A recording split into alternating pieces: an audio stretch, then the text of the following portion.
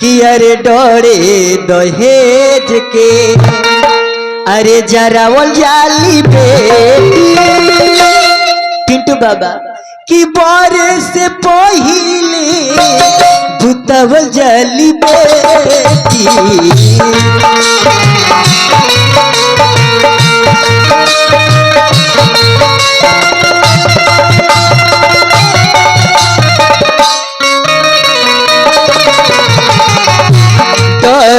दहेज के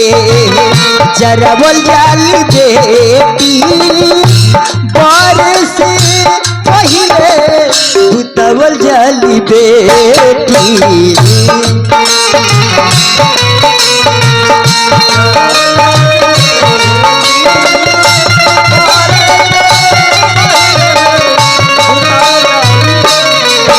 बेटा के हजार गलती लोगवा छिपावे बेटी के गलती नहीं हरे ससुरा छोड़ावे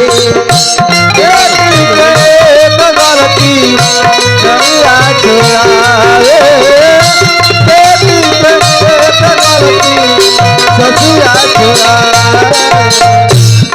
हमारा घर के लड़की होकर चाहे केहू के घर के लड़की होकर बेटा हजार गो गलती कर दी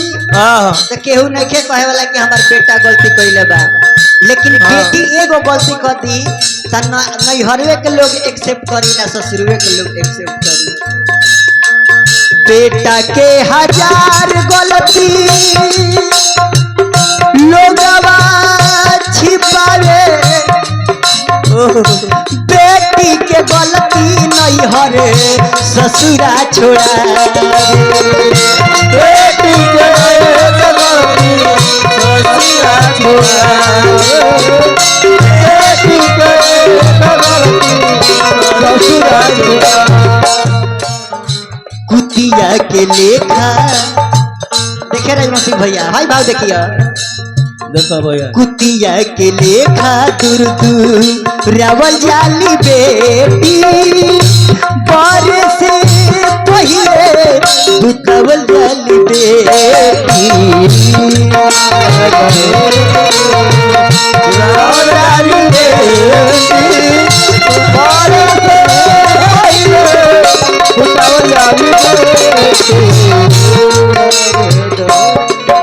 अरे किला चंद्र कदी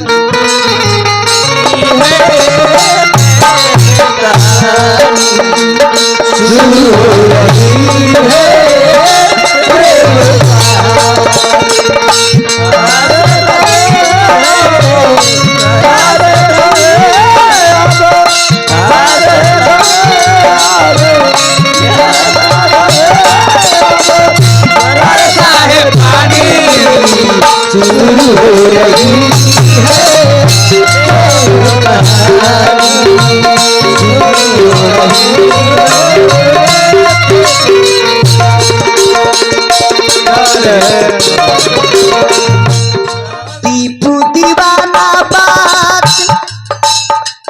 बुझे नहीं कोई बेटी नहीं रही है तो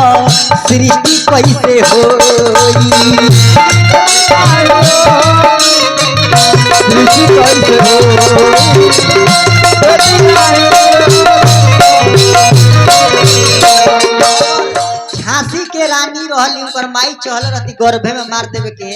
तो झांसी के रानी या झांसी के रानी ना कहती लता मंगेशकर केहू के बेटी हई उनकर माई चहले रहती तो लता मंगेशकर के इतना नाम ना रही संगीत के सरस्वती कहा गई सुनीता विलियम्स जे अंतरिक्ष में गई हो केहू के बेटी रही तो बेटा में बेटी में कोनो फर्क नहीं थे खाली हमने के मानसिक सोच गलत बा ये बाबा दीपू दीवाना बात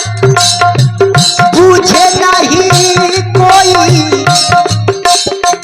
बेटी नहीं रही है तो सृष्टि कैसे होई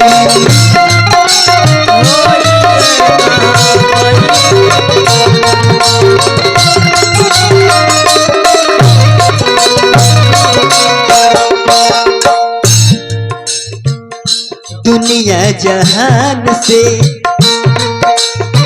ए बाबा दुनिया जहान से मिटावल जाली बेटी बारे से अरे पहिले अरे बुतबल जाली बेटी